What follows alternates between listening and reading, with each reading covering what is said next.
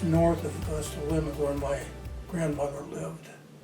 And she was the midwife that I was born in the house. With your grandmother's assistance? My grandmother delivered me, yes. Oh, how cool. What was your grandmother's name? Luella Early. Okay. So tell me a little bit about your ancestors. You sort of started. Where were they from? Were they from out of country? What do you know about your ancestors? Well, from my maternal side, they were from Iowa. The history of they have ancestry was English and Irish, and they have traced ancestors back to the colonial days in Virginia. As a matter of fact, there was a relative of General Early, was a relative.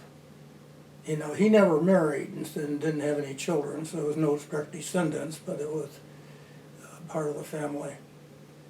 And my dad's family were from the Netherlands. My grandfather immigrated here in the late 1800s and settled in Plainfield Township. And my dad was born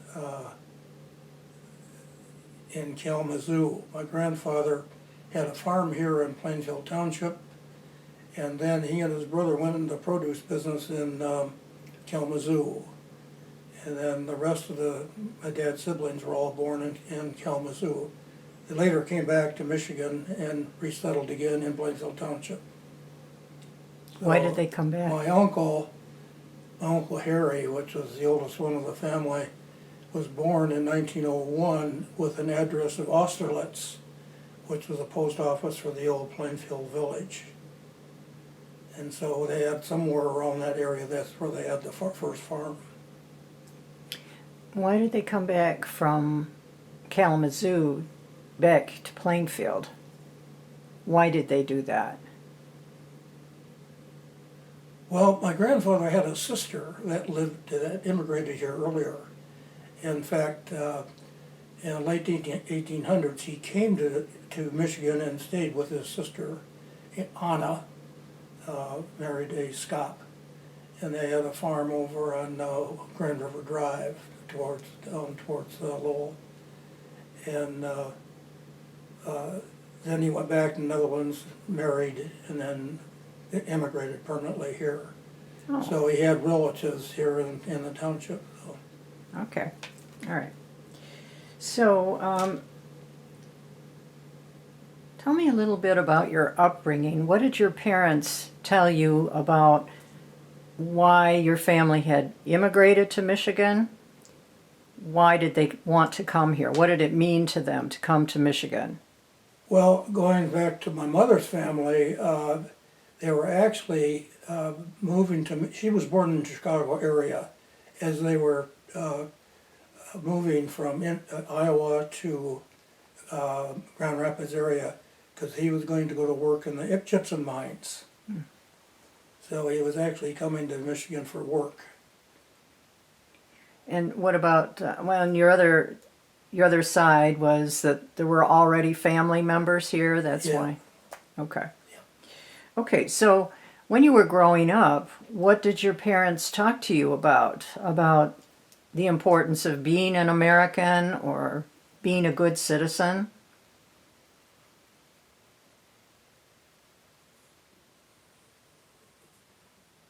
Well, I guess first of all, the years that I remember mostly was the early part of World War II. And so at that period of time I had scrapbooks with different airplanes, tanks, and all the types of things that they had during the propaganda days of supporting the war effort. And so I grew up in an environment then that was coming off the Depression, starting World War II, and of course there was no TV back then, and of course it was just all about radio and printed matter. And so early memories are focused basically on World War II and the reasons why, we were in a war, and then the activities and all the other things that they were advertising and various magazines, Look and Life and so forth, information. So that was probably most of, as far as the environment or what's going on in the country, was focused around that world. There was still a lot of people that were looking for work because of the Depression. In fact, my dad worked for a while on WPA because he couldn't get a job when I was very young. I was the oldest of 5. And so our upbringing was very rural. We always, fortunately, being on a farm, we always had food. We always had a large garden, and we had a root cellar and stored. My mother canned a lot, so we never were without food, but we were what would be considered rural poor nowadays because we had so little. I didn't know what a basketball was until I went from the 6th grade in Belmont school to Comstock Park in the 7th grade. Because all we had was a baseball and a bat and a soccer ball. We made our own rules. So when we got down to Comstock Park, it was kind of an eye-opener because I'd never seen a basketball before. So that was a little different than education, you know. For sure. Okay, so let's talk a little bit more about your parents. What do you remember about them? What were they like as people? Well, I guess I have to take them individually. My mother was, neither one of my parents went beyond the 8th grade, okay? That was the time that they got out of school and you started working. But my mother was extremely intelligent and she was a quick learner, and people were amazed over the years that she was not a college graduate because of educating herself. And she probably was most influence on us in our education, what we should and shouldn't not do, more than my dad, because he worked in the factory during the day, worked on the farm at night, and so he was going, working all the time. And so he didn't spend as much time with those types of things. I mean, we helped him on the farm. We all had our own tasks to do and so forth, but he didn't have as much influence on us and our growth in education as my mother did. What was your mother's name? Her name was Lillian Ruth, but she hated the name Lillian, so she always went by Ruth. Let's see. Okay, and what about your dad? Well, of course, his Dutch name was Renier Jacobus, but he went by Ray, and middle name James. It was very typical with, my Uncle Harry was actually Heinrika, my aunt was Marika. So these were Dutch names, but they Americanized them. What factory did your dad work in? Was in one of the furniture factories, and I'm not sure which one it was. There were several of them at the Grand Rapids at that time, because at that time Grand Rapids was still the furniture capital of the world. So, Berkey and Gay and so many of the other ones, large ones. Do you remember what he did for the WPA? Do you remember what? Do you remember what work he did for the WPA? Mostly road work. I know that we used to go up and picnic at a lake called Long Lake up near Sparta, and we went up there because he was familiar with it, because one of the projects they had in WPA was developing parks, and he worked on it. So we'd go up there, and it was pretty remote. Now it's really grown, and much the camping ground or the picnic grounds is much larger than it was then. But it was sort of, from where we lived, it was kind of remote. Nowadays, transportation being different, it's easy to get to, but not then. So when you were growing up, were you living in the farm where you had been born? Oh yeah, I was born in Mifflin when I was about 6 months old. We moved over on Rogue River Road, and the back end of my grandfather's farm was headquarters in Belmont, right next to the hotel, was the farmhouse, and the back end of his property bordered where I grew up, and so it was like one big farm with two households. And like I said earlier, we all had our tasks to do, and that would be, like in the summer with a hoe out and cutting down milkweeds in a cornfield type thing, obviously. But I learned very early how to drive a team of horses because we were still, when I was very young, we were still working with horses rather than tractors. And the interesting part of that, and I'm not sure my age at the time because I was probably maybe 8 or 10 years old when they got the first tractor. And then I drove tractor way before we were of age. And then we went back to horses again, because I remember I was driving the team for haying, and one of the guys that used to help us with the haying said, you used to be a pretty good teamster, what happened, because that period of time I was driving the tractor. Boy, you hurt my feelings, because I thought I was still a pretty good teamster.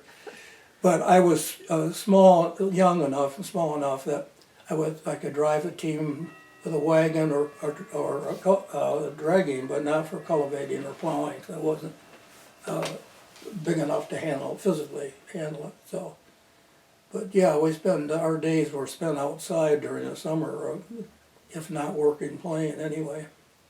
So, you did have siblings? You had a brother and a sister? I had 2 brothers and 2 sisters.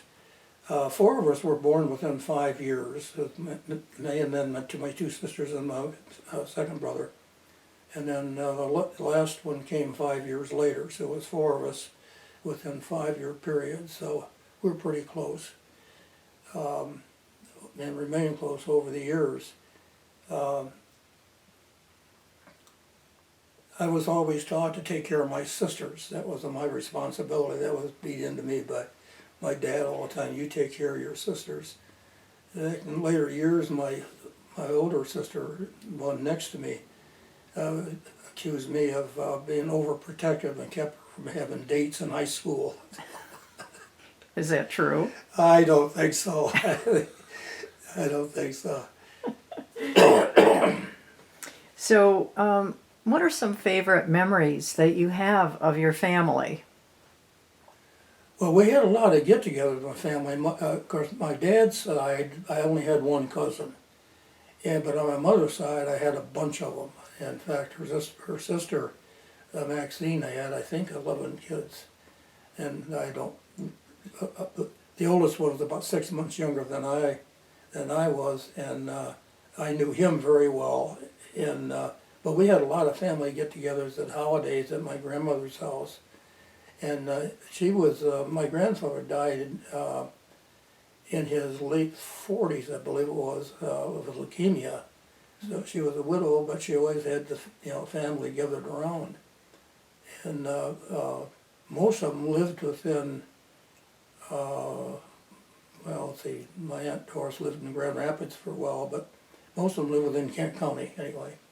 So we've had a lot of time doing that. And then on my dad's side of the family, we still got together. I have a lot of pictures of holidays with my cousin, who was 9 years older than me, and my Uncle Harry's family. So we had a lot of get-togethers.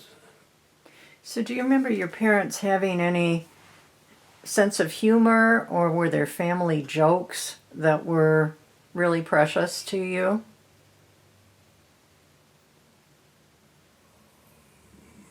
Well, I can't think of anything offhand, anything particular. As we talk, I may come up with something. But Okay. All right. So, let's see. What about your siblings? Do you have a favorite memory of some secret your family or your brothers and sisters had away from your parents, or anything that you did that was slightly illegal? Well, yeah, there were several, I guess. One of them that comes to mind was my brother Dan. I decided he's going to run away from home, And so he's going to get my mother going. I'm going to run away. She says, it's okay, but don't cross the railroad tracks. The railroad cut through a 120-acre piece there. So she didn't even bat an eye. You know, she knew what he was up to, and that ended that little episode of he was going to run away from home. But we had, you know, it was interesting. When we grew up, we were fortunate, even though that from a financial standpoint we were not very well off, but we were fortunate that we had a lot of acreage that was our playground. And most of my childhood, I remember spending so much time in the woods or in the swamps, you know, catching frogs. And we made our own slingshots, we made our own bow and arrows. I loved to camp. Any money I made, I had a little paper route. Any money I had was usually purchasing camping equipment. You know, hatchet and a knife and a, you know, backpack and that type of thing. And so we had a huge playground. And as a family, and there weren't children around us to play with. My best friend lived on West River Road. Through the fields was probably a mile, and you know, the nearest neighbor was down the road a ways, and there was one gal my sister's age, but there weren't a lot of kids to play with, so we played with our, you know, individually. During the winter months, I can remember we set up and we played store. Take the table leaves and put them into two chairs and take cans out of the cupboard and so forth and pretend we're, you know, the store, or we were a schoolhouse or something. And so with the four of us being close together, there was a lot of that. My mother was also very handy in making things like, you know, for Christmas, for example, Second World War and all that went on. I had a lot of these toy soldiers, and she would make me mess tents and so forth, mark them up, you know, for military, and so to complete my battleground, for example, on the floor. And so she was real good with that, and with the girls making things too. She was very handy. So those are the, you know, kind of memories I had growing up, which are very pleasant ones, because we would have a lot of time. Like I said, we had our tasks and they had to get done, but in the meantime, we had a lot of free time, and there was no outside influences at all. There was one was across the street from me, and there was a triangular-shaped piece of property that belonged to the farm down the road, and it was not fenced in, and they had 3 or 4 cows, and so the 2 youngest ones of the family, they were a Polish family.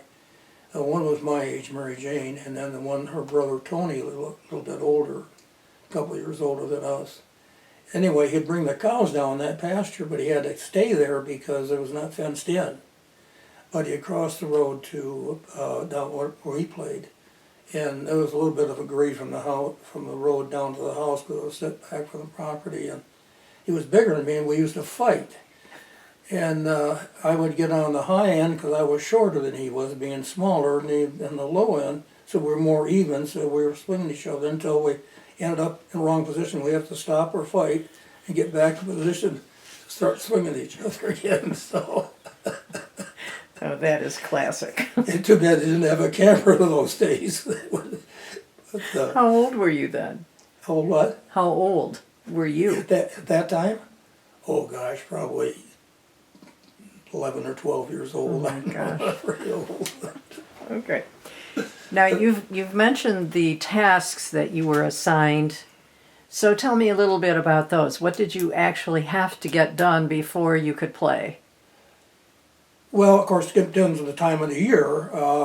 I had certain things to do like feeding chickens, for example. Also, now my dad would get up in the morning to milk the cow. We always had a couple of cows. We always had fresh milk and butter and so forth. So we always had a couple of cows. And Dad would milk them in the morning before he went to work. And then oftentimes I would milk him at night. Many times I'd go out, it would be after dark by the time I'd get out there and milk. And that's another feeling that you have, and I still remember it, is a very cozy feeling. If you haven't grown up on a farm, you can't associate it with it, but if you went into the milking parlor where the cows, were actually stationed, it was very warm, because even though there was no heat, but the body heat from the animals, so you walk in, it's a very pleasant feeling, and a very comforting one, coming out of a cold, and then go to the warm barn. And so I'd milk oftentimes at night. The most I did at one time, I was in high school. At that time, my uncle hurt his back, and he couldn't milk. He was, I think, milking 8 cows at the time. And I would get up in the morning for a couple of weeks, milk these cows, and I didn't mind it because I was able to drive his car to school, otherwise I had to take the school bus. So I didn't mind getting up very early and hand milking cows. Yeah. So, when did you learn to drive? when I learned to drive, when I was about 8 years old, I think. We had, first, we had an old doodle bug, and that's just basically a truck cab that's been torn apart, and it was the rear tires were actually bolted on type thing. But then it wasn't, when my uncle got the Ford tractor, I did a lot of driving then, and I'm guessing probably 11 or 12 years old at that time. And I know that before I was 16, I was hired by some folks that had a farm up near Sparta, and they'd milked quite a few cows. And they were going to some kind of convention. Anyway, they hired me to come and milk the cows while they were gone. And so I took a friend of mine up, and they left us all kinds of food. And of course they had milking machines, because they were milking, I don't remember now, maybe 25 head or something. And so we'd get up early in the morning and milk the cows, and get it ready for the milk truck to come pick it up. We didn't have breakfast, but they left us a car. And neither one of us had driver's license yet, because we weren't old enough. But we used to take the car over to the lake and spend the afternoon at the lake, get back in time to milk at night. And they left us a freezer full of food. And they commented afterwards, said, all the meat was gone, but the vegetables were all there. And I thought, that's strange. But not really. So, Okay, so tell me a little bit about the neighbors or the friends that you had when you were growing up. well, down, across the street and down, of course, it was Mary Jane Golick, and we played together a lot when we were real small. And then the next one, of course, the guy that I really spent most of my years as a friend all through high school lived on West River Road, and that was about a mile through the field to get to his house. And What was his name? Joe Ripley, and on west of us there was one girl about my sister's age from the old King Davis farmhouse there, and but that was it. There wasn't anybody close by. So as far as games, what were you doing? Were you swimming, or what For games? What did you do? Yeah, with your friends. Well, when I got old enough so that was getting involved and stuff, we played a lot of softball. When I was enough to be off on my own, basically, or be able to go to Belmont and play. And we played a lot of softball. Most of the outdoor activities, though, was basically what we did ourselves, with making slingshots and target practicing that with we'd go frog hunting with our bows and arrows, and we did a lot of fishing. Joe lived on West River Road, so very close to Grand River, and we'd go down there and fish, but then we also did in Rogue River and ride our bikes. Now, the first bike I had, I bought from my Uncle Bud, my mother's brother, for like $3, but it didn't have any fenders and nothing. It was just a plain old bike, and so every penny I got fenders for it. But we used to ride down like the Plainfield Bridge and catch pike underneath the bridge there, and a couple places on Rogue River that we could walk to and spend the afternoon fishing. And, so we did a lot of that. That's another thing my dad did a lot, spend time with when he worked very hard, but he did take time to take us fishing, and we'd go sometimes just locally in Grand River, but occasionally we'd go up north someplace to some lake. As we talk, there's different thoughts come to my mind. One of them is that, to give you an idea how we were kind of isolated in a way, but I remember one time I had a penny, and my sister and I walked up along the tracks to Belmont to Dan Court's store, he had a grocery store, and I thought for that penny I could get one package of gum, and so I had the penny, and so and unwrapped its package, took out his one stick and gave it to me, and then of course I cut it in half and shared it with my sister. But we didn't, I didn't have any idea, because we didn't have any extra money to spend, what you could buy with that. I just had to assume it was one penny. But I have often thought, I said, that guy had to be a great guy. Here's this kid in there with one penny. So he opens up a pack of gum and gives me one stick. I thought, who else would do that? So I thought, I think that very often with Dan Court.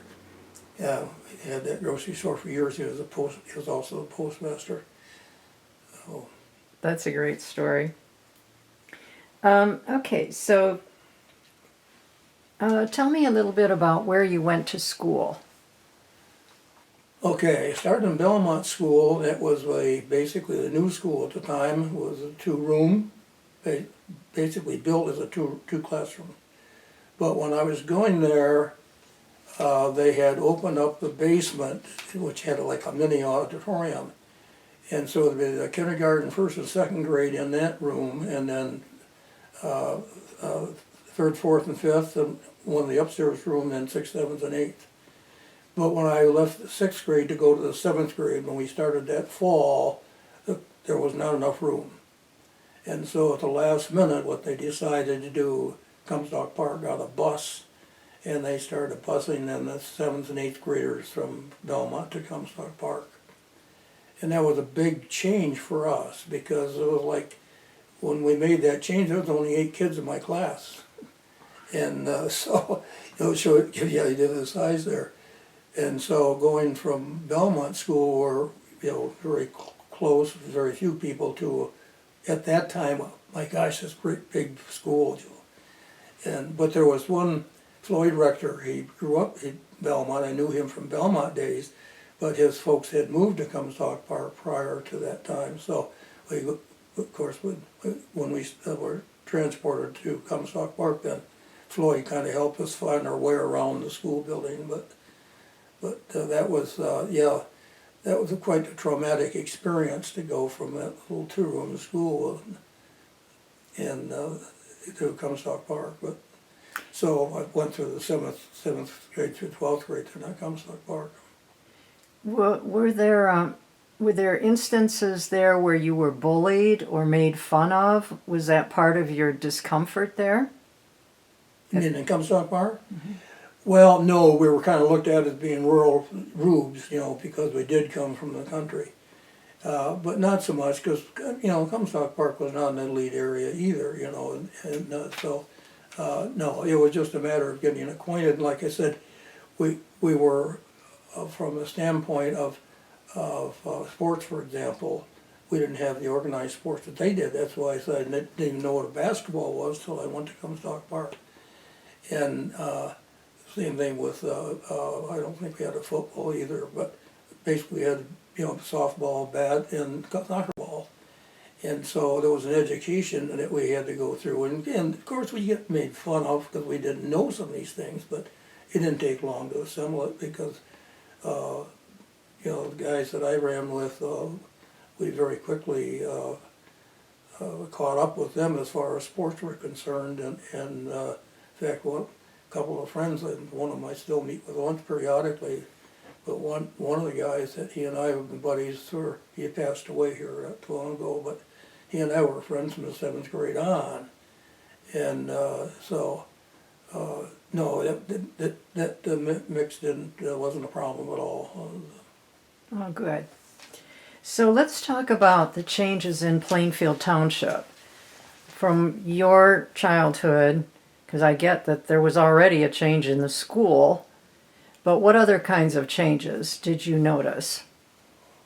Well, of course, big change, it went from a rural farm community. Just after the Second World War, many of the farmers got together and formed a co-op, and they bought the hotel and that area, that ballroom and so forth from Jake Hardy, and formed this co-op, and this is where we got our feed. Now we got our coal, go from the coal yards there and so forth. So it went from a farm community, and it was kind of it kind of hit me kind of hard because I left the state and lived outside of Michigan for a number of years. When I came back, I couldn't believe that out of my hunting grounds and places where I stopped were all housing developments. And it become more of a suburb of Grand Rapids all of a sudden from being more of an isolated farm.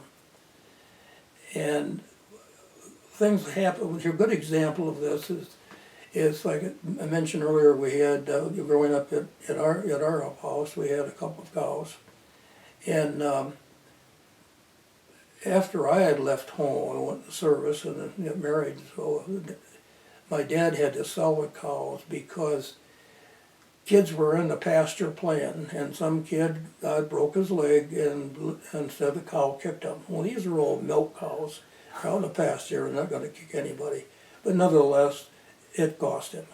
So he said, enough's enough, and sold the cow. Of course, our kids were, my siblings were all gone by that time, so he sold the cows. But it just showed the difference that we had very few kids to play with when I grew up, but then all these developments, and they had kids running all over. In fact, at one point on the back pasture, some kids made a golf course. They had dug holes in there, and my mother would have a fit about it, but there's nothing you can do, And so that was a major change to me, was to see that from the rural community to a lot of land that's no longer being tilled, and housing developments going in. I mean, where I grew up is a house development, that whole area there. So that was the biggest change that I saw. Another change I saw, which was really upsetting to me, is what happened to Rogue River. We had a swimming, where the current bridge is right now, we had a little swimming hole there. And the water was cold, pure, clean water, but it was condemned because of the toxic chemicals that were coming from the Wolverine as well as the Rockford paper mills. In fact, the whole bottom of the river just turned with green algae and nasty looking.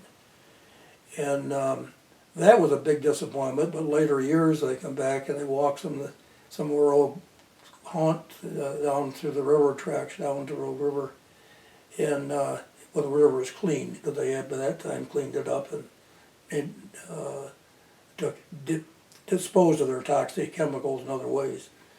And it was cleaned again. But that was a change which was a little hard to take too when you're used to growing up with not having any concerns about that type of unseen chemicals affecting your health. So let me make sure I heard you correctly. You said farmers formed a co-op and they bought a hotel? Yeah, the hotel in there is what still exists. Which one was Belmont. it? Okay. What hotel is there in Belmont? well, it's a house now, basically, because the ballroom was taken off, was removed here in, I think, in the 60s. That was originally built as a hotel by Isaac Post. And Jake Hardick owned it, and it was on about a 2.5 acre piece, the triangular shaped piece, part of the old Whitney farm, when he built that hotel. And when I was growing up, the ballroom was on. In fact, this is another little thing that is worth talking about, is that Saturday night they would have a box social, and the women would prepare a dinner for two and put it in a box and all decorated up and so forth. And they would get together in the ballroom, upstairs in the ballroom, and auction those off. So the guys would buy that box, and whoever lady had that box, that's who they had dinner with. And then after that, then the band would start playing. The band was made up of Luann's dad and uncle, and Floyd Graham, which is someone I hope you interview. And we've got a photograph in some of our material there of them playing, and they would have a band. Well, then when that band started up, they let the teenagers come in. And so we would be, 16, 15, 16 years old, 17 years old. And of course the girls wanted to dance, and of course the guys did their typical thing, stand over the corner and, make fun of them, and didn't want to get on the dance floor. Afterwards I thought, you dummy, you had all kinds of opportunities here you missed,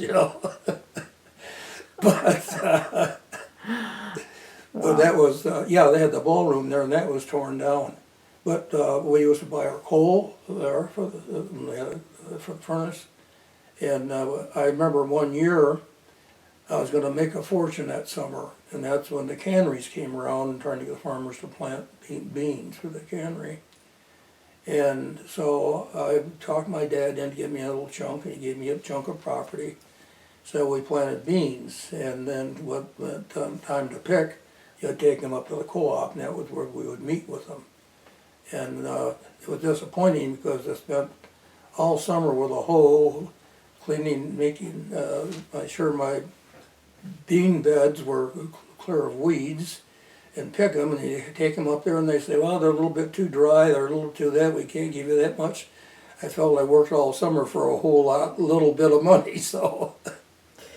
So where was the co-op located? Well, that was the part of the co-op. They hired a couple that ran it, and they lived there in the living quarters. In the hotel? Yeah.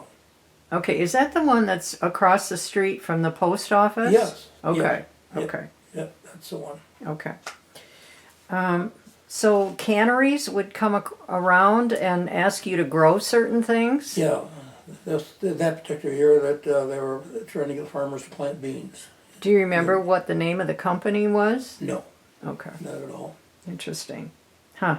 I was pretty young at that time. I probably wasn't more than 10 years old. Okay. So you said the township was pretty rural. Were there major roads or highways through the township at that time? Well, yeah, you had, Road River Road went through. I remember when Road River Road was still a gravel road. When I lived there, it was real small. And, of course, Belmont Road, Post Road, Samrock were all active roads at the time. Maximowski, of course, was a long driveway to the Maximowski farm, which now have all been built up, but it's now part of the county, township roads. But just all the subdivisions now, roads are all new, obviously. Yeah. Mm-hmm. So when did roads start to become paved? Do you remember that? When? Well, I remember Road River Road because there was a lane that went from my grandfather's farm down parallel to Belmont Road, because he would use that to get over to the land along Road River Road, but to keep off Belmont Road, the traffic with a team of horses. So he used to go down that lane. And when they were doing the prep work for paving the road, they had closed it off, obviously. Well, my mother, and I'm not sure why we were up there, we were up in Belmont, and she had to get home. And so she took that lane, and I remember seeing those guys were just madder than a hornet because come off his lane and their new gravel that they had just leveled, and she drove back to get home so she'd get the car there before it got locked out. So I was quite young when that happened, so I guess probably 8 or 9 years old or so. Okay. But that was when that was paved. But Belmont had been. And both my parents went to school there on the corner of Rogue River and Belmont, which is a Buddhist temple now.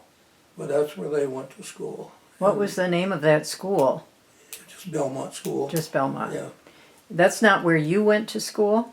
No, that was what we refer to as the old school. Ours was right next to the family farm.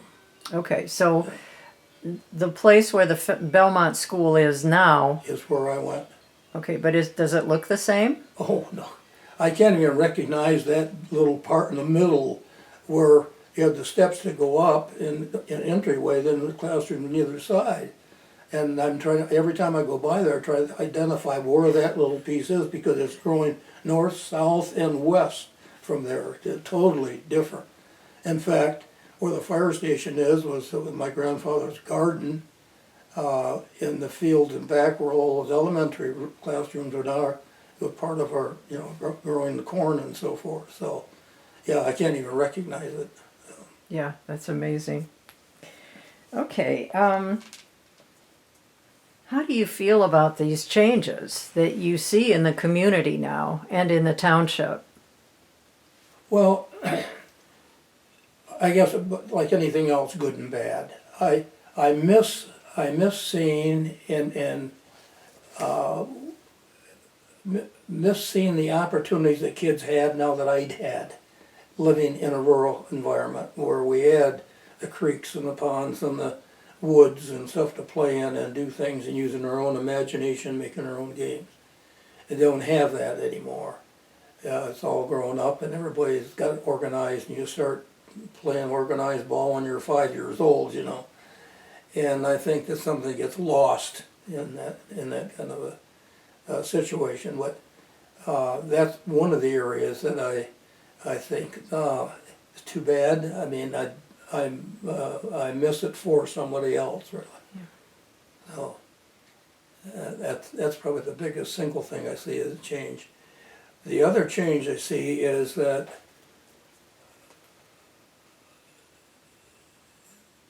we were a farm community, and everybody was basically politically pretty much the same, And now what I look at, and I'm a little bothered by it, is that a lot of the mentality has not changed from the rural, and when we have a suburban township now rather than a rural one, and I'm not sure that all the thinking has moved and progressed at the same rate.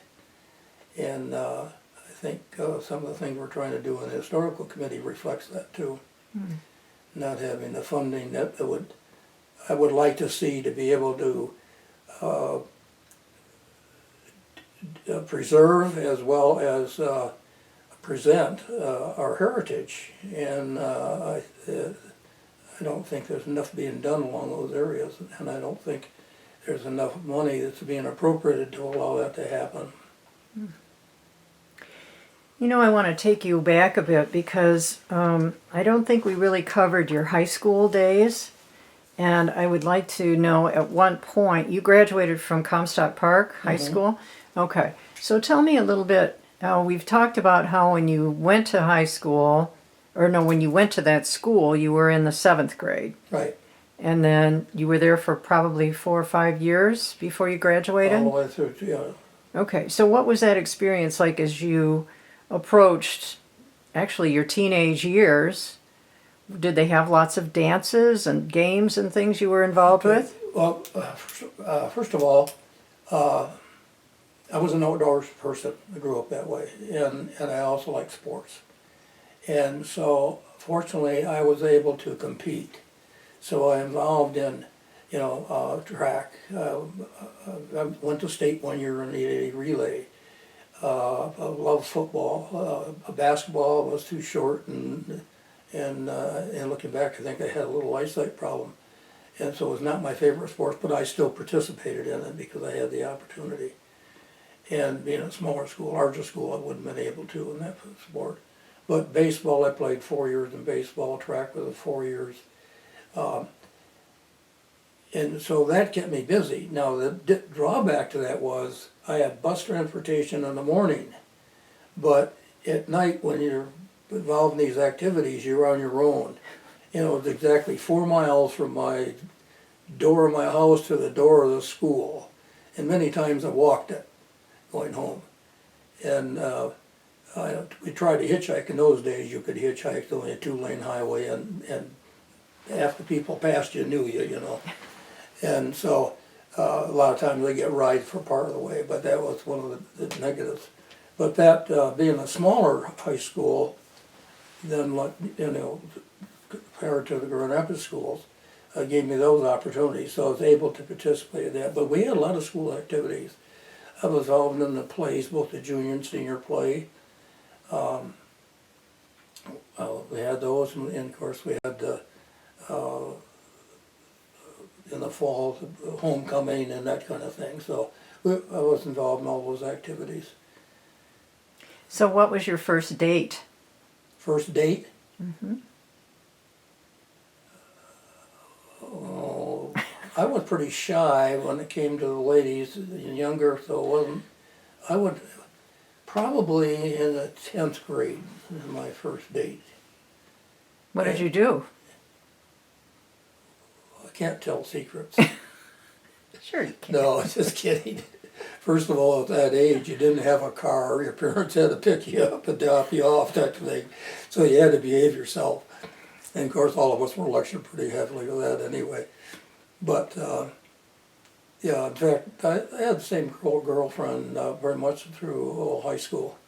You did? And so involved in all the activities of plays and homecoming and dances and that kind of thing. So can you share her name? So her name was Phyllis. She's passed away. And, so what would a dance be like when you were able to drive? Did you get dressed up? What did you do? Yeah, we did. In fact, I remember getting my first suit because of some school function. My mother took me down. I don't remember what store now, and we got what they call a student suit. And that was my first suit. See, I grew up also with a lot of hand-me-downs. My dad had a fellow he worked with who had a son just a year or two older than me. So he passed on a lot of clothes, and they were good clothes. I mean, they weren't right. But one thing he did give me, which tore me up, knickers. I don't know if you know what knickers were. Okay. So one day, describe them. One day I decided to wear them to school, and I'd stand in line for the bus to pick me up, pick us up, and you should have heard the whooping and hollering. And I had a miserable day at school wearing those knickers because some of them had never seen them before, but you know it came just down below your knees, and you had long socks with them. I never wore them again. That was the end of that. Okay. Let's see. Any other favorite memories as a teenager? Things you used to do that were really fun? Well, there's a lot of memories. Like for example, when you got your first letter in sports, you belonged to the varsity club, and they had an initiation which would not be allowed nowadays. I'm sure that they kind of gave us a hard time. What did they do? Well, first of all, you had to make your own paddle, which is about big, and it was not unheard of for one of the senior people would take you over to one of the teachers and give her the paddle to paddle my butt. And they did. Like I said, you wouldn't do that nowadays, but then they would concoct all kinds of things to make you uncomfortable. And then sometime during the night take you out in the countryside and dump you off in the corner and let you find your way back. But that was part of the varsity initiation. that they had. What about drinking and those kinds of things? Were there, you know, like when I was growing up, we called them grassers, and kids would be out. Not really. There always had some kids at school that were smokers or that drank. In fact, one of the guys in my class was a little bit older, and excellent athlete, but he couldn't play couldn't play spring sports in his last year because he was too old.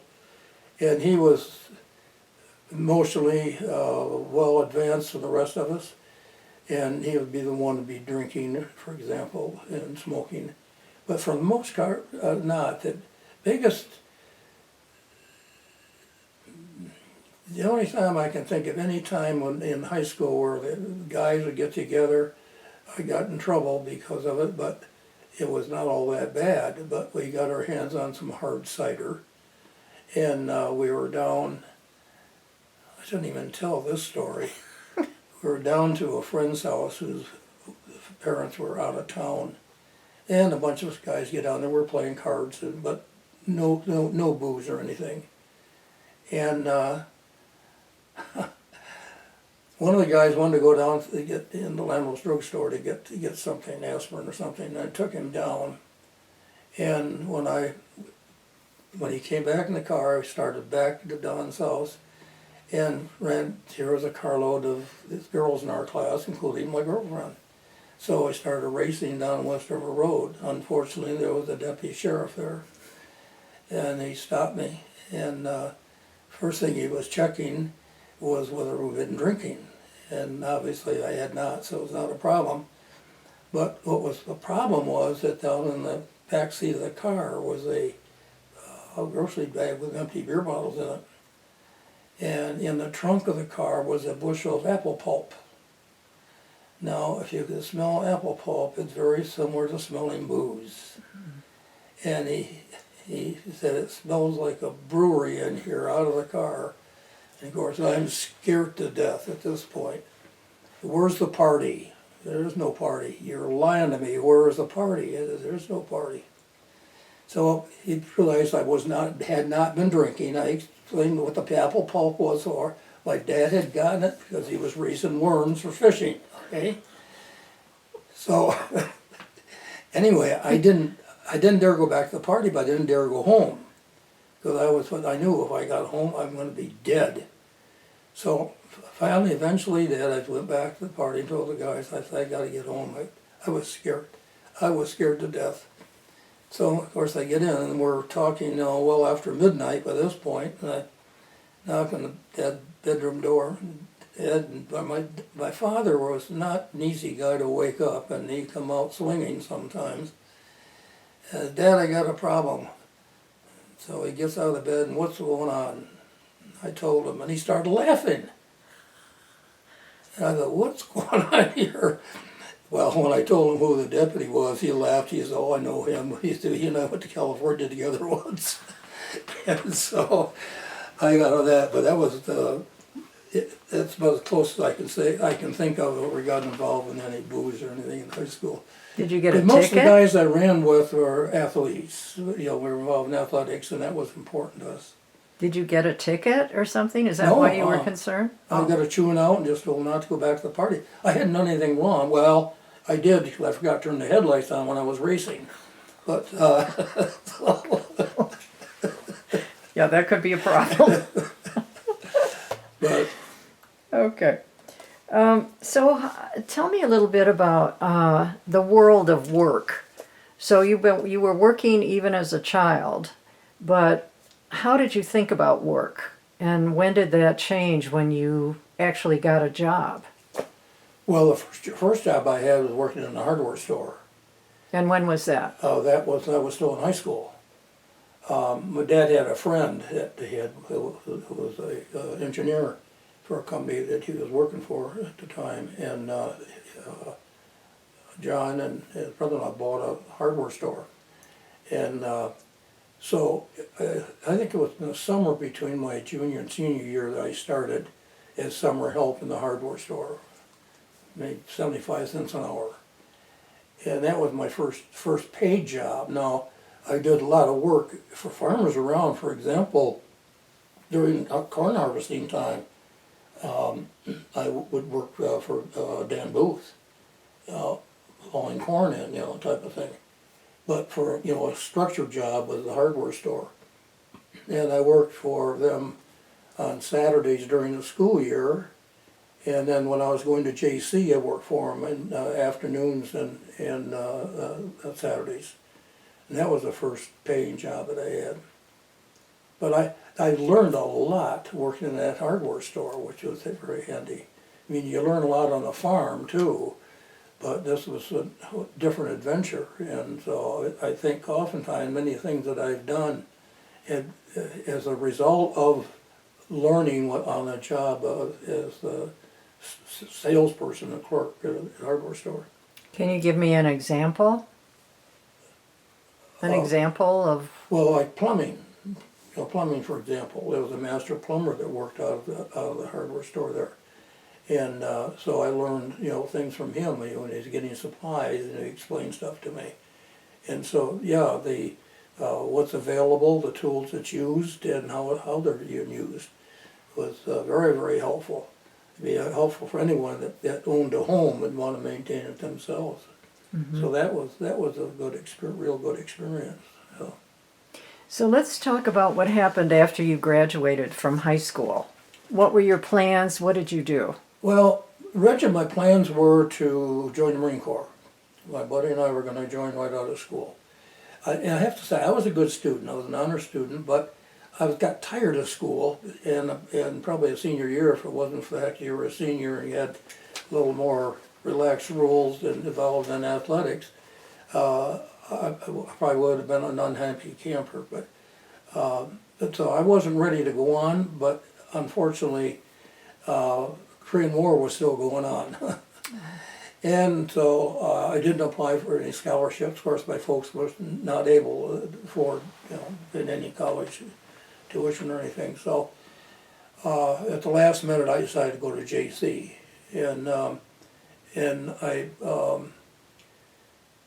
and like I said, I had to work in the hardware store to pay for my, car. I had an old Ford, and be able to, pay for the gas and take care of that, and pay for, tuition, that kind of thing. Of course, that time growing up as junior college, now community college, was a lot less expensive than going to a four-year college.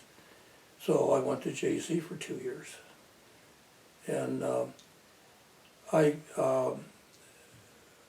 went to work for a company that my dad was working for, but a different plant. And but in the meantime, and when I was at JC, I joined two programs. One was called the PLC program, the Marine Corps Platoon Leaders class. And then I also joined the reserves, Marine Corps reserves. Simple reason, it's extra money.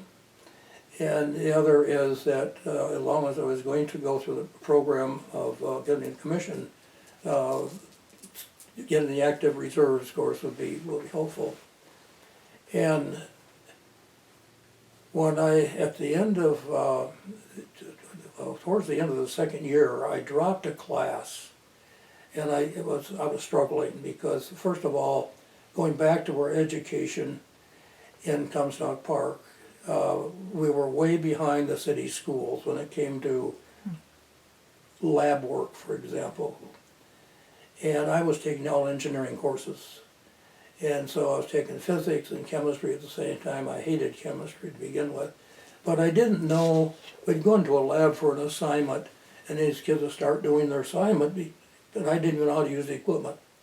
So we were really deficient in that area, and that was very handicapped. That made it difficult. But anyway, I dropped this chemistry class, but not unknowing that I dropped 1 credit below what I needed to stay in the PLC program.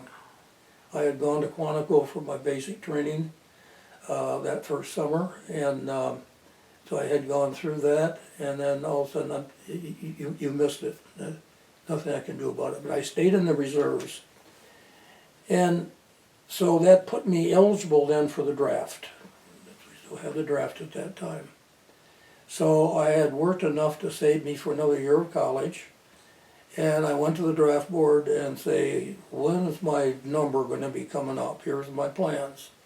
She said, well, if you get enrolled in September, she said, you're safe. I didn't believe her. And so when I went to summer camp in August of that year, 56, I told my dad, I said, anything comes from the draft board, don't open it, don't touch it, just hide it and call me. And about 2 days before we're leaving to come back to Michigan, I get a call from my dad, guess what's here? So I was the first sergeant. I said, you better start cutting me new orders, I gotta stay down here. He said, I can't do that. So anyway, I went back home. Then right after Labor Day, as I was trained back to Camp Lejeune. So that took care of that little problem. Well, in the meantime, while I was in, Jean and I got married, and had our firstborn was born in the Naval Hospital at Camp Lejeune. You see these advertisements on the TV all the time about the toxic at Camp Lejeune. All these law firms are thing. We lived there during that period of time too. So anyway, I went down, and I was very fortunate because of the background that I had. I was at E4 at the time, and they kept me there training recruits, which was tough duty from a standpoint of hours you put in, because you're with recruits around the clock. But it was a good lesson in leadership too, because every 30 days I get 42 kids at 17, 18, 19 years old who thought they were Marines and they weren't quite there yet, and we were still polishing them off. And so it got to the point that I get a new group in and I could put a name to every single one of those 42 guys, because I've had them before, you know. You can pick out the troublemakers just, you know, like that. So when that tour was up, then we moved back to Michigan. I probably would, if I had been single, I may have made a career out of it. But they were cutting back in the Marine Corps at the time, because after the Korean War and before the Vietnam War. And but there was also a recession going on, but I had a job, because that time people had to hire you back when you got out of the service. So that's where I started my engineering career with that company then. Okay, so let's hold on that thought. How did you meet Barbara? Jean was her name. Jean, okay, I'm sorry. Well, at first, I met her on a blind date first, when I was a freshman at JC and she was a senior in high school. But then we just had the one date, but then when she started JC, she went to JC for 2 years and then Albion College, but when she started the freshman, I was a sophomore, and we started dating, and that's how I met her. So mostly while we're at JC. So you were on a blind date with her originally? Yeah. What did you do? Where did you go? Do you remember? Well, we went with another couple that set us up. The guy that I went to school with was dating the gal that she went to high school with, different schools. And we went out and had dinner together. And what did you think? Were you like struck right up at love at first sight, or? Well, I wouldn't say it was love at first sight. And she had a totally different background than mine, and I had not, you had to get to know somebody pretty well before that. And I mentioned to you on the phone when we were talking today about her background. She was an English major, and majored in also library science. And we talk about wordsmithing and that kind of thing. And so, and I was just a plowboy from the country, at the Coast Talk Park. But wasn't any sparks at that time. But once we got to know her when we were at school, we'd see each other at school quite a bit. But at that time, enrollment at JC was not near what it is now. Matter of fact, when I got out of the service, I went to night school for about 5 years. And I took some classes at JC, and I found the enrollment at night was more than was during the day when I was going full time. That's much how I was growing. And so it was just one of those kind of things where you just got acquainted and just sort of fit. And it makes some both of us making adjustments in our lifestyle and how we did. Her parents were both educators, and Dad was a superintendent and Mom was a teacher. And so, we had adjustments as they went through. So just. Well, that sounds very intriguing. So, when you first met, did you feel like you were just a farm boy? That were you intimidated, or were you? Well, I wasn't intimidated. I just was not socially advanced as she was. She's more, more cosmopolitan than I was because coming from the city, and she didn't quite understand the farm mentality either. There were certain things that I would do she'd frown on because we did that in the farm, what's the difference make? Give me an But, example. That sounds very intriguing. It's, I'm not sure I can give you a good example. It's just a lot of little things that when you're with somebody that, as you're getting acquainted, you pick up these little mannerisms or social etiquette that maybe that wasn't as well advanced as she was, we'll put it that way. Okay. Were her parents okay with you? No, they weren't initially. One reason why is at that time I smoked. I started smoking after I got out of high school, which was stupid, but at that time everybody was doing it, and that was one of the things I smoked. And there was also some background there that I was not aware of at the time, that because her dad applied for a job at the superintendent of Comstock Park, and my uncle was on the board at the time, and he didn't get the job, and there was a little bit there, but no, that was reconciled down the road though. After we were married and got settled down, that went away. It was not a problem, but initially it was. So, can you tell me how you proposed?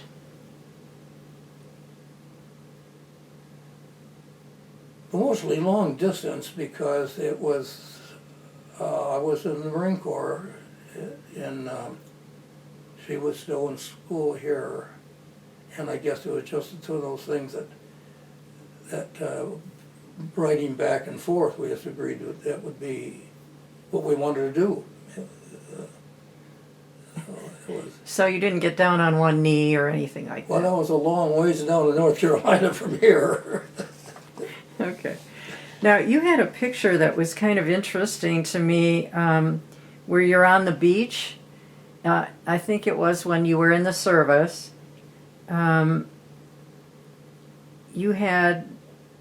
You were in a swimsuit, and I don't have the picture with me. I just have this kind of. I think that's one where I'm leaning against something. Yes, yes. That was a landing craft. That was a military landing craft that was standing next to. So Lejeune was right by the ocean? Oh, very close to the ocean. See, Camp Lejeune was basically in a swamp. In fact, buddy Joe, I mentioned, his older brother was an officer in the Army, and I was talking to him one day, and he said he had gone to Camp Lejeune for swamp training at Camp Lejeune. We were not very far from the ocean. In fact, we spent a lot of time down there. We used to take air mattresses and take them out to the breakers, hop on and then let the breakers throw us in. But there was a whole stretch of area there that had been wiped out by a hurricane years previous to that. And there was a good road going down, but to drive, you'd see the cement and tar entrance to garages, but the buildings were all gone. So we pull up in one of those and go down to the beach and not have anybody within a couple hundred yards of us. So we used to go down there a lot. And that was probably one. If it was a military craft, then it would have had to been part of not a family type thing, but exercise in the Marine Corps. Right. And you were also certified as a marksman, correct? I was expert rifleman, yeah. Was that something that came naturally to you, or did? Well, yeah, because I grew up. I grew up with guns, and I hunted very early age. My dad would take me. I had a musket that a friend of my dad's, he was part Indian, he had given me when I was a little kid. And I would take that and carry that with my dad, and I'd follow him around, and he taught me the proper gun handling and how to go through fences and this kind of thing. And so I had early background, but then during the years of when I was a teenager growing up, I mean, we were out in the woods with 22s or in the swamps all the time with the guns. And so I was, naturally I was a good shot, but in Marine Corps, of course, it was a little different kind of shooting. But I shot a possible 500 yards, which is a long ways, But yeah, I was expert for a rifle and also a pistol. That's very cool. Okay, let's see here. So how many children do you have? 2. Two. Tell me a little bit about that. What was it like? Did you want to have children, and were you excited? Oh yeah, Linnea was born in the Naval Hospital down there, and that was a whole different program because they couldn't. I take her to the door and you get out of here. We don't need you, type of thing. And I was out on a field problem with the recruits at the time, and so I was in close contact with the field phones. And so when I found out I'm a father, so I went to my commanding officer. I said, I need to get the main side. And so, like I said, we were out in the boondocks, and so I picked up a bus ride into Geiger and got it to the hospital. And yeah, that was when she was born. That was a different story. When Tom was born after we got out, and we were out in my folks' house out in the country, and she wasn't feeling too good, and we decided to stay there rather than driving home because we were living in Comstock Park at the time, only 5 miles or 4 miles away, but just stay right here. Well, her water broke. So I got her in a car, and I'm driving down Plainfield Avenue. Of course, it's nothing like it is now. Breaking every speed law. We're hoping a cop would come around. I never saw one. And we're getting to St. Mary's. It's where a doctor worked out of. And I pulled into the wrong entrance. I had dated a gal. I was a nurse there. And I didn't realize they changed the emergency exit around side. So by the time I got her around, got her unloaded, they took her in. I went and parked, came back in. I walked in and said, "Here's your son." It was just that quick. It was really close. Wow. But yeah, that was where Tom was born.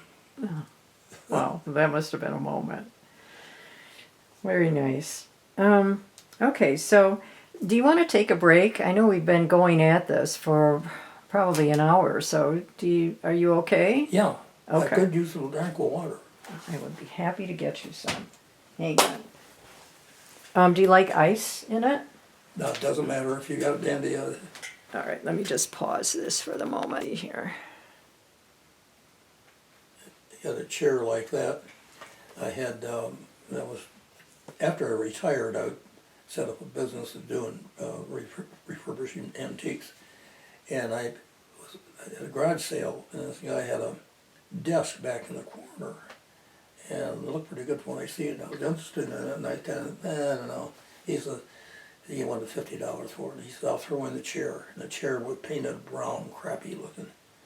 And I said, "Oh, okay." So I took, well, it turned out to guess I ended up using it as a workbench because it was those old-fashioned typewriter types which you pull the thing out and it comes up.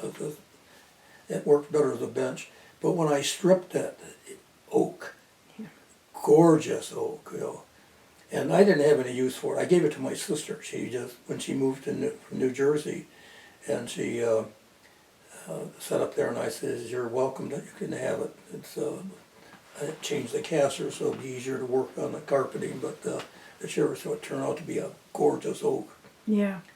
This was a little squeaky. That's why I got this other chair to sit in, because it makes too much noise. Okay, so let's go back to your parenting. How did you and Jean decide the rules for your children, and what was your style of being a dad? How would you compare it to your dad? One of the things that's been very apparent very quickly is that I took care of anything involving injuries where blood was involved. I took care of those problems, okay? Anything with internal distresses, she took care of. And one of the things I hate, of course, back in those days, we had used diapers, and I just had a terrible time. I was babysitting and have to clean the diapers. I struggled with that every time. And 2 kids, I would still struggle with it, but that was 2 of the things. Very quickly we established who was going to do what. Came to blood, I take care of it. Didn't bother me any, but that hurt. So what about punishment? What do you think about that? We very early on, we agreed that whatever decision one of us made, the other would support. And usually we talked about it ahead of time. If we had an incident that was developing, she was probably more lenient than I was. I was probably a little more rigid because I grew up in a rigid environment. We kept our mouth shut when we were told to keep our mouth shut. So we would talk sometimes. We see if something developing, how are we going to handle this? And we'd get together. And whatever decision we made, we both stuck with it. There was never any question at all that don't go to daddy if you're going to get another step that isn't going to do you a bit of good, you know. So what about as your kids got older? Did you see new challenges in raising children, like completely different from your own experience? Oh, sure. Well, first of all, the environment we were living in when raising the kids were totally different than I grew up. Like I said, that I grew up with the whole world as my playground, and with not much supervision. I mean, I was a responsible individual, so I was given a long leash. When my kids were growing up, mostly their formative years was we were living in Charlotte at the time, small town, and you can, a mile from one side of town to the other. It was a different environment for the kids too. They didn't have the opportunity that I had of having the freedom, being able to do things because we're now more of a city environment. And so, yeah, it was different. Also, they were exposed to more of the things that I wasn't, that you don't want your kids to be exposed to. And so we had, she and I both had to adjust to that type of thing. What were some of those things? Well, they were going in the 60s, for example, with the hippies, and my daughter turned into going to be a hippie. My son was totally different. So that was something we had to deal with that neither one of us had a background for. I mean, nope, I don't think any parent did. But that was just what the kids were going through. And I do remember one time there was so much talk about, this generation gap. And I remember this lady, she was comes from a family that one of the founders of the town, who ancestors go way back, and this was in church. She said, there has always been a generation gap. And I agree with that, she was, because we all, within a generation of 20 years or 22 years, things changed, and it's changing much more rapidly than they used to. So, yeah, we went in the 60s, we were in Charlotte, and things were a lot different than when I grew up. And so we had to, Gene and I had to compensate for that with our own thinking.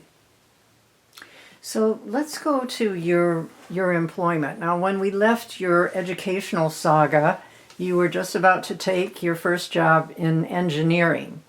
Yes. And you were married then? Yes. And did you have children then? Yep. You had 2 or 1? I had 2. Mm-hmm. Okay. So let's start there. Tom was born after I went to work for him. But I went back to the same company I had worked with in the plant in engineering. And basically what I was doing... And what was the name of that company? What was the company name? C.O. Porter Machinery Company. It no longer exists. Okay. They had a plant down on Front Street where my dad worked, and I was at a welding shop up off Plymouth. But when I was in the service, they added to it and they moved all the operations out there. And that's where, when I got out, went into engineering and basically was designing the equipment.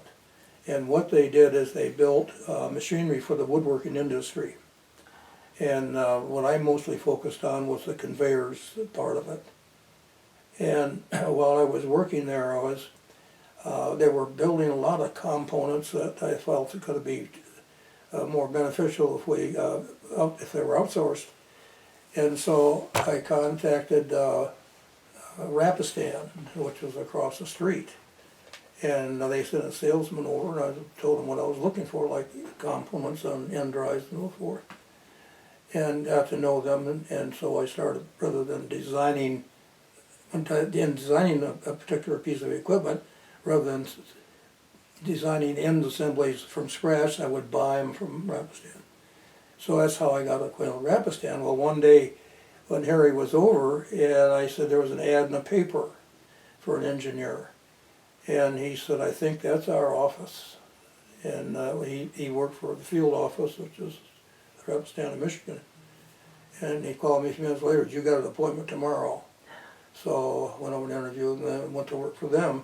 And my engineering then changed from strictly designing to concepting systems rather than the detail. Now, when I was with Porter's, still with Porter's, I also did a lot of road trips of supervising the installation of this equipment and then get into some of these small towns in the hills of West Virginia and Kentucky and Tennessee. It was an interesting experience. I had some real interesting experiences with those folks, and a different culture entirely. And so with Rapistan then, I went from doing that to, they approached me, probably maybe 3 years been in engineering, and they were having problems in one of the markets over the eastern part of the state, Jackson, Lansing, Ann Arbor, that area. And they thought, well, maybe if an engineer goes out, because most of the time when we dealt with customers was with engineering rather than purchasing, that maybe an engineer gets out with them, we'd expand the market. So they asked me if I wanted to take a crack at it. I said, why not? That's something new. And that's how I ended up in sales, but that was not part of my plan to ever end up in sales, because I still had to, in my mind, focus when I think of salesmen, BSR individuals and so forth. So anyway, so I did, and I enjoyed it. I loved the freedom. That was really the thing I really liked. Just didn't sit in I couldn't imagine, after I was in sales a couple of years, ever going back to a drawing board, sitting in an office all day. But so I did that. And that's when I got involved in Charlotte. Actually, we didn't intend to move to Charlotte. I was going to move to Lansing, but we're having difficulty finding a house, and through somebody else said there was a house for rent in Charlotte. Once we got there, we were there a year, and we decided we liked Charlotte, so we bought a house, and that's why I was there for 10 years, and that's how I got involved in the educational system and so forth. And so anyway, then I had an opportunity to come back to Grand Rapids as sales supervisor and operations manager it was sort of a training program for the customer center managers. And so I did that and for about a year, and then I went down to Indianapolis and managed that office for about 5 years. And what company was that? Rapistan. Oh, still all with Rapistan. Still part of the Rapistan organization. And then I was about 5 years there, then I was approached by Vice President of Field Operations that they were having problems out in California in the LA office. And I would like to go out there and try to penetrate that market and see if we should have an office. And so Gene and I talked about it, and we were, no kids, nothing. That'd be quite an adventure, do that, something in a different part of the country. So we agreed to do it. Was the idea of being there from 18 to 24 months. But if it didn't work out, and I, decided we'd close that office, to be placed someplace in the south. And so I thought, okay, but unfortunately, because for tax purposes, I didn't want to sell the house in Indiana, so I leased it out. And the day I signed the lease, I was told that they were going to close that office before I ever got there. So I spent the next year then going through closing the ed office and combining it with San Francisco.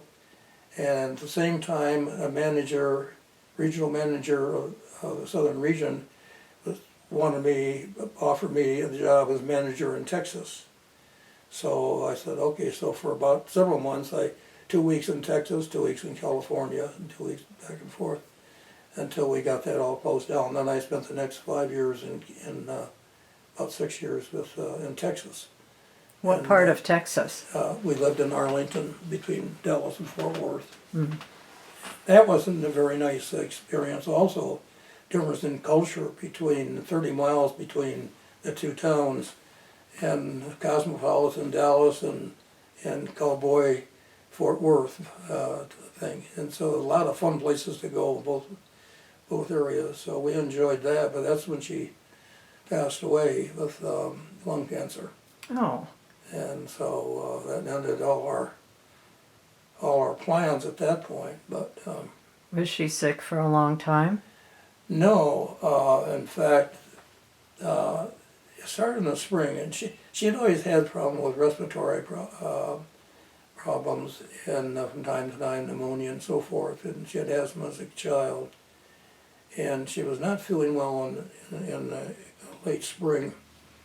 And we came up to Michigan on vacation, and we spent a week with my daughter, who was living here. She was married, and then we had to spend a week up at the cottage with some friends from Charlotte. And when we were up there, she couldn't really do much of anything. She was terrible. But she went to a doctor here. Well, I flew back to Texas after 2 weeks, and she stayed one more week. And the doctor says, well, I can't do anything for you. Just talk to your people when you get back. Mm. So I made an appointment for her, and when she came back, she stayed, the extra week here. And we got to the doctor, and they were there in the hospital running tests, and I got a call, and it was in the morning. I had just gone into the office, and they called and said the doctor wants to meet in your wife's room this morning. So when I got there, our family doctor and another doctor came in. That's when we were informed that she had terminal cancer, and it was really a shock. Oh my God, yes. That changed a lot of our plans, but we had a lot of good years together. The years we were in India, in Charlotte, we were away from any family environments, and we're totally different. It's one of the things that happens, especially in the farm community, is you must be Ray's son. You're somebody's son or somebody's daughter. Where when we went to move from here to there, we were totally independent. Nobody knew us. We were non-native, okay? Which was also kind of interesting because I was involved in the school because my kids were both in school there, but I've probably spent one whole year going to the board meetings, just listening. And because I got to know some of the people there, curriculum director and some of the others, because I always questioned, why is that guy coming for all our meetings, And I didn't have any ulterior motives at the time and all. So anyway, about a year of that, and somebody said, why don't you run? And I thought, I was the first non-native to be elected to the school board, okay? And so I was on it for 2 years, and the board was split. 2 guys from the city and 2 guys from the rural, and they were a long ways apart. And I was a compromise between the 2 groups. They both accepted me as the president, so I had to be a president of the board for 2 years, and I ran again, and then was reelected, and also was elected as president. But then I resigned when I moved to Indiana. So, but that was a great experience too. Though I got involved, and you found out when a small town mentality, when you're president of the school board, people approach you differently than you would under other circumstances, Mm.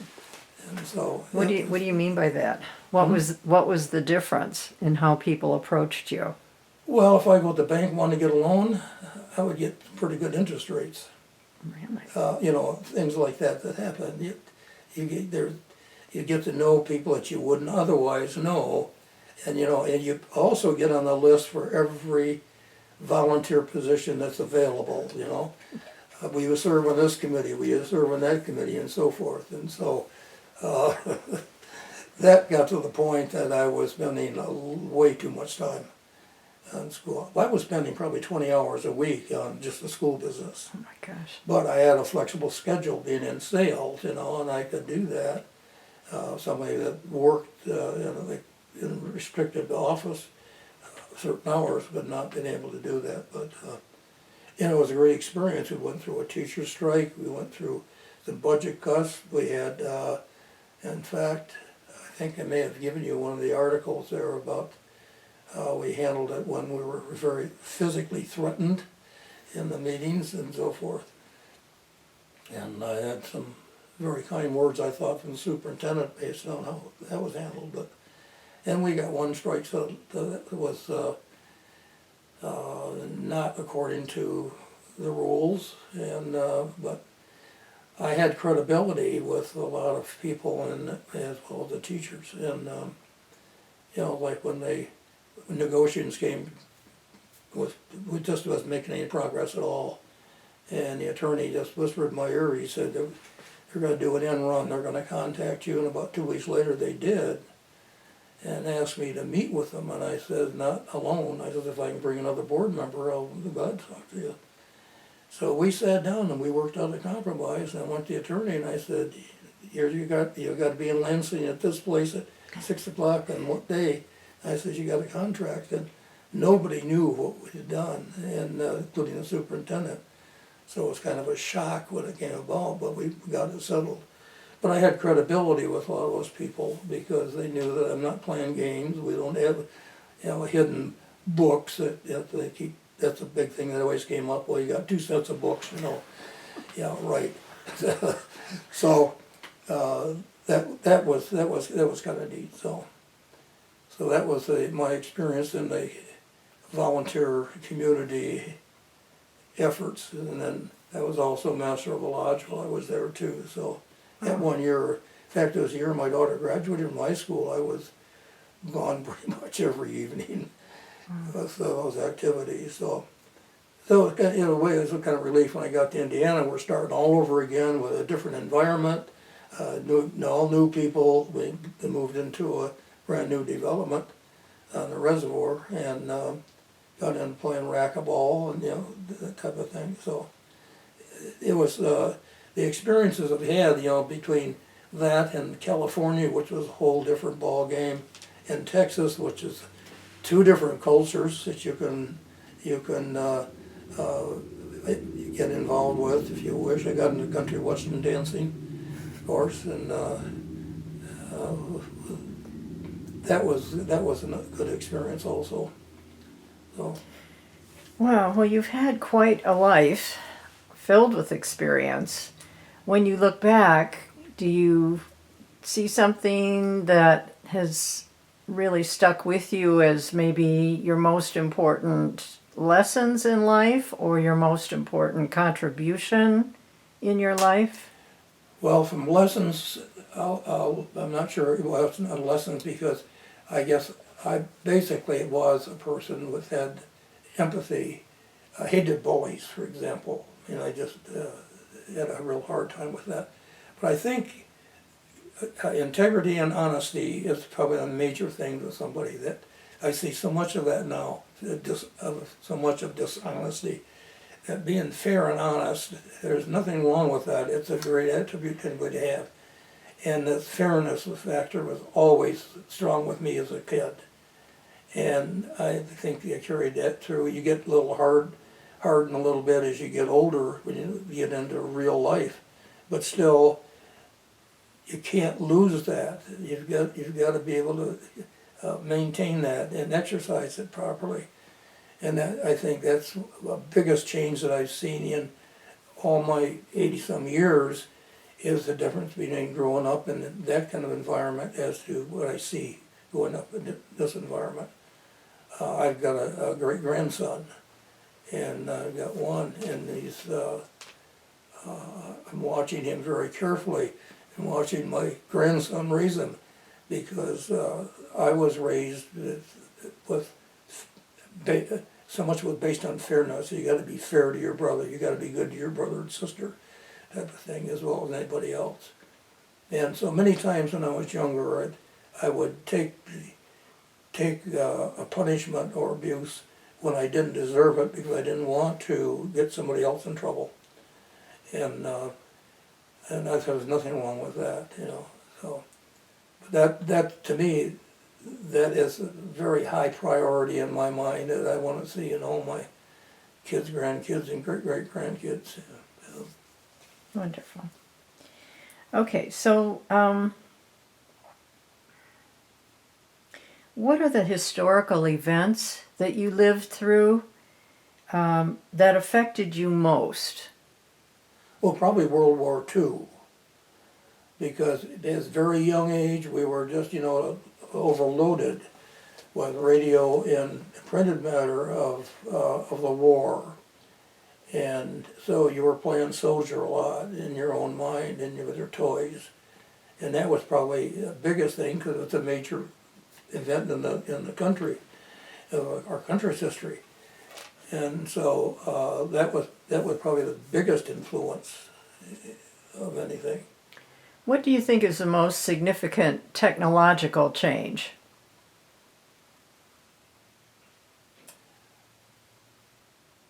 Probably anything to do with internet and computers, because at my age I struggle with it.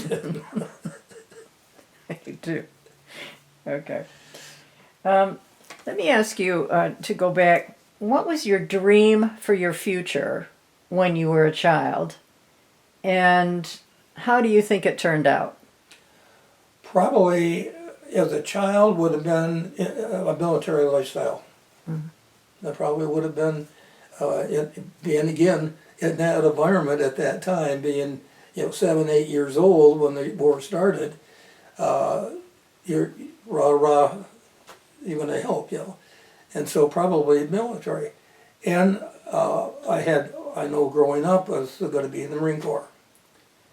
And I had an uncle who was in the Marine Corps, and I had, there was it's kind of vague in my mind, but he lived west of us someplace, because he'd come down over the hills, and he'd come to the house. He was sort of almost a lost child, but broken home or what. His name was Harold Thornton. And he joined the Marine Corps when the war broke out, and he was wounded in the Battle of Tulagi. And I got a picture in my album of home that he comes out to visit, because he adopted my mother as a mother, I think. And he came to visit, and I think that probably solidified what I wanted to do. And that's what I had earlier.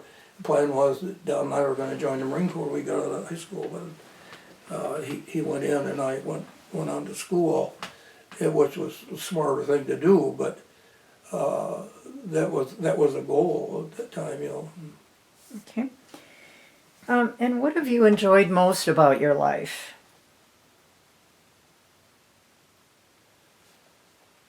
What I enjoyed most, probably my marriage to Jean. So many things that we did, especially with our moving in different cultures, was like when we lived in Diamond Bar, which was outside of L.A. up in the foothills. So we were watch the smog go by below us. But she was a gourmet cook to begin with, and so any ethnic food you want in the L.A. Basin, you can find it very closely. So we were living in the hotel first before we finally leased the house, but what we have for supper nights, we get yellow pages out, and we start, how about Japanese? So we'll pick out 2 or 3 restaurants and then drive by and see what they've got of cars in front and so forth. And the first one we went to is walked in, nobody spoke English. And that was an experience. And we served soup with, where's our spoon? We look around, everybody was drinking their soup with a cup, So We had, one of the guys that worked for me out there was from India. And of course, Indians and a lot of other ethnic groups, anybody is their cousin, whether they are not. Well, his cousin owned this Indian restaurant. There were, I think, 4 couples of us went there. And he said, I'll order for you. And he ordered several different kinds of dishes. And we just passed them around and sampled different parts. And then he took us back in the kitchen and showed us how they were cooking the bread. And in the middle of the floor, there's this brick oven down in the floor. And this guy's got this raw dough, and he reaches down, he slaps it, and puts it on the top there. And I said, wow, how'd you keep from burning your arm? He pulled the sleeve up, he's all scarred up where he'd been burnt. And then the little hook, they pull it out when they get done. But the point being is that there were so many different kinds of restaurants there that we just had, from a coastal standpoint, it was a fantastic experience. And we tried most everything, but you wouldn't find in Grand Rapids or any northern town. But That's wonderful. Any advice that you would give for future generations? well, that might take a while. No, I guess I say that, could sum it up and say, be active in your community and be honest. You know, deal with people fairly. You know, you don't have to win every game. You can come in second without being hurt, but play the game fairly, and do what you can do, and don't try to do too much. Don't try to take on more responsibilities or tasks than you're capable of handling. Stay within that range. So that would be probably in a jury general way, but That sounds great. that Very perfect. would be my advice, I guess. Yeah. I think my husband just came in. Hi, I husband. walk very quietly. Yeah. I heard the steps creak. Well, that's just wonderful. Is there anything that I didn't ask you about that you came to think of and would like to share? Well, we cover a lot of things and kind of jumped around in some instances, one thing to another. But you know, overall, I think I'm very fortunate. You know, I've got ailments and all, but I'm 88 years old, approaching 89 very quickly. And the other day, I was trying to find out why this dizziness was taking place, and this young guy came in, and he's only in the office for 30 days, so I suspect he might be a resident. And he's questioning me, he answered all kinds of questions, and obviously a medical person. And I mentioned something, and I said about playing golf. He said, "Are you still playing golf?" I said, "Well, why not?" You know. So I guess I have to consider myself very fortunate, because most of my schoolmates are gone, and I've lost both my sister and my brother. And so I'm still kicking, and maybe not as high, as fast, but still going on. So I consider myself fortunate. I also consider myself fortunate of the experiences I've had, because it has been a lot from different parts of the country and from different aspects. And so, you know, going into sales, which is something I never planned, but it worked out for me. It was a lot more, financially, it was a lot better off than being in engineering. I also had a lot more freedom I had in engineering. So those things happened by happenstance, not by any long-range plan.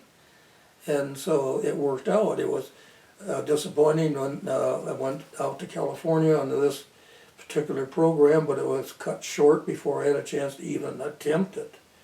And I thought, oh my gosh, what am I going to do now? You know, well then Texas came along, and that worked out also too. So the only, of course, disappointment is when I lost my wife. It was, like I said, all the plans that we had, now that we had no children at the home, we just went down the tube. But you play the hand that's dealt you, you know, what you do.